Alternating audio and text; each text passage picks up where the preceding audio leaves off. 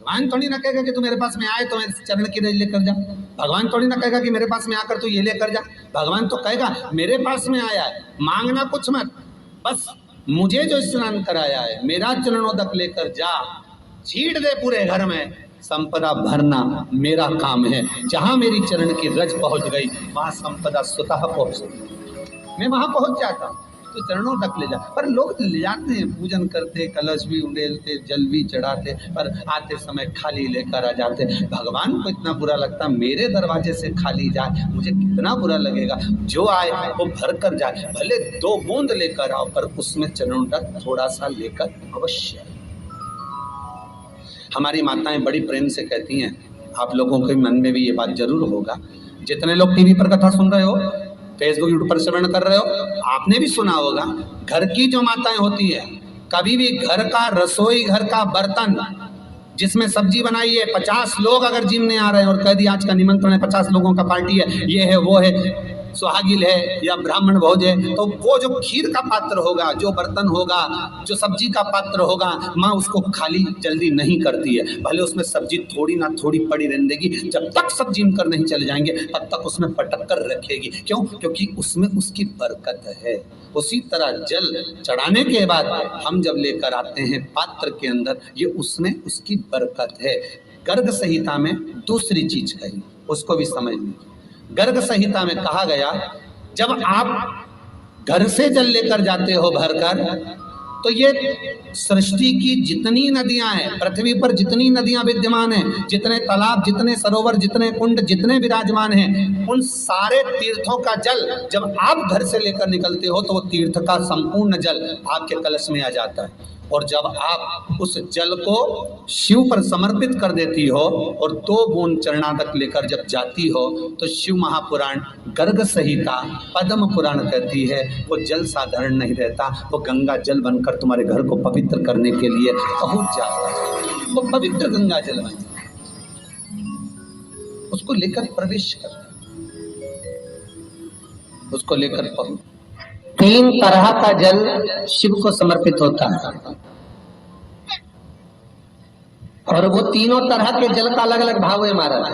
पहला जल सादा, घर से पानी लेकर गए, जल लेकर गए, शंकर को चढ़ाया, वो हमने घर का अपना एड्रेस बता दिया, भगवान शिव को जल चढ़ाकर अपने आनंद के लिए शंकर से कुछ प्राप्त कर लिया।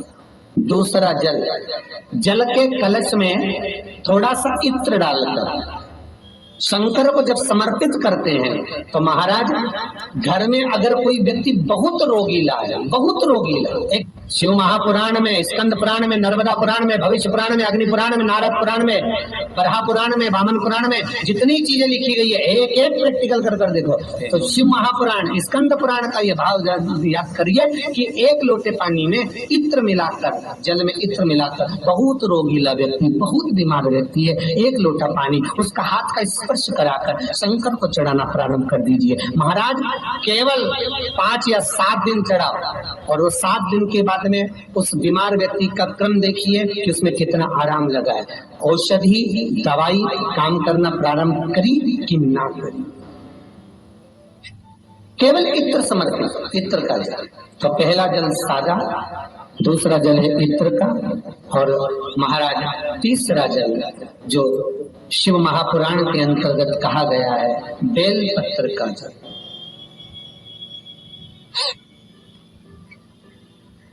तीसरा जो जल है वो बेलपत्र का जल। बेलपत्र का जल कैसा? तो महाराज शिव महापुराण की कथा कहती है कि जल के पात्र में एक बेलपत्र अंदर डालकर उस जल के पात्र को ले जाकर शिव को समर्पित करना, अर्थात अपनी मन की कामना भगवान शंकर से कह देना, केवल बेलपत्र के माध्यम, बोलना नहीं हमको कुछ, हमें कुछ कहना नहीं है। 3 तरह का जल का जो व्याख्यान वर्णन किया गया, एक सादा जल जो भगवान को कहा, आपने अपना एड्रेस बता दिया, आपने अपने मन का भाव बता दिया। इत्र का जो जल चढ़ाया गया वो केवल रोग मुक्ति के लिए चढ़ाया गया। और तीसरा बेलपत्र, अगर उस जल में एक बेलपत्र भी पड़ी हुई है और वो बेलपत्र पड़ा हुआ जल आप जिस भाव से चढ़ा रहे हो, जिस कामना से चढ़ा रहे हो, शंकर वो कामना आपकी पूर्ण कर दे। उनके लिए ये कथा कर रही। पितरों की 3 बेटियां, तीनों से गलती हो गई। आप शिव मंदिर में जाएं, कोई गलती ना हो, जल चढ़ाएं, मना नहीं, छींटा ना लगे, धीरे धीरे चढ़ाएं। और एक बात अच्छे से ध्यान में रखिएगा, शिव मंदिर से जब भी वापिस आए, जल चढ़ाकर अपना फर्ज पूरा अदा कर। फर्ज से मतलब जब शिव मंदिर से वापिस आए, जो पत्ती, बेलपत्री, फूल शिव जी पे चढ़े थे वो नीचे शिवलिंग पे से नीचे गिर गए हो। एक शिवलिंग रखा है, बुलाना मिट्टी वाला, नहीं इधर उठा। गढ़ में कथा चल रही, थोड़ा ध्यान से सुन। तो आप लोग जो पशुपति व्रत कर रहे हो या कोई भी उपास करते हो, कई लोग कहते हैं हमने करा नहीं हुआ। क्यों नहीं हुआ? उसमें हमारी गलतियों को हमें चाहिए। ये देखिए,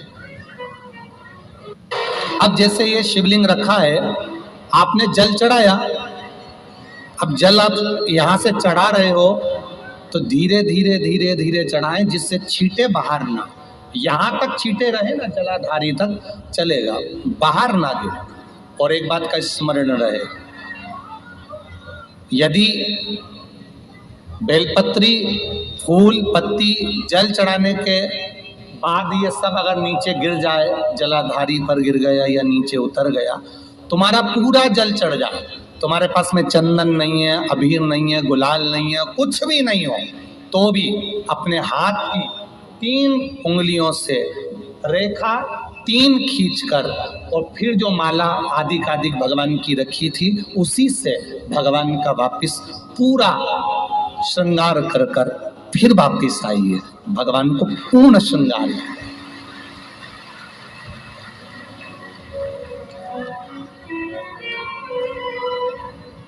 भगवान का पूर्ण श्रृंगार कर कर आइए। कई लोग जल चढ़ाने के बाद में भगवान का जो फूल पत्ती नीचे रखी रहती है, हम ये नहीं कह रहे कि आप अपने घर से लेकर जाओ, आपके पास में कुछ नहीं, 1 लोटा जल चढ़ाओ, जल चढ़ाया, जो फूल पत्ती नीचे रखी हुई है उसी को उठाकर, उसको रखकर, उसी फूल से भगवान का खूब सुंदर भगवान का कर कर फिर आइए। क्यों? शिव का जब हम श्रृंगार कर कर आते हैं, माता पार्वती जी ने देव अधिदेव महादेव का श्रृंगार किया है, आप लोगों के स्मरण में होगा।